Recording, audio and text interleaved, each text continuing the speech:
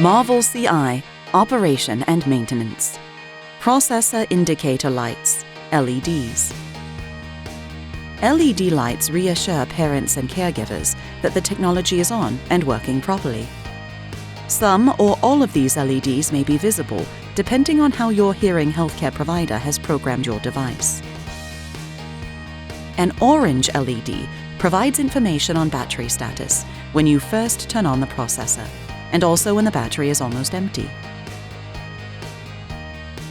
The number of green LED blinks corresponds to the program number. You may also see green blinks in response to loud sounds. A red LED provides information about the communication between the implant and the sound processor.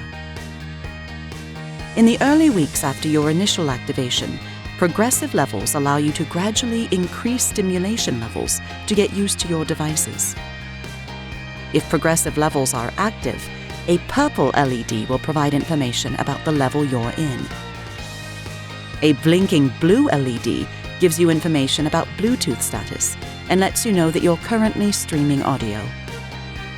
You do not need to memorize these indicator lights. Ask your hearing healthcare provider or your local AV team for a reference chart that explains the LEDs. Marvel CI. Connect with the moments you love.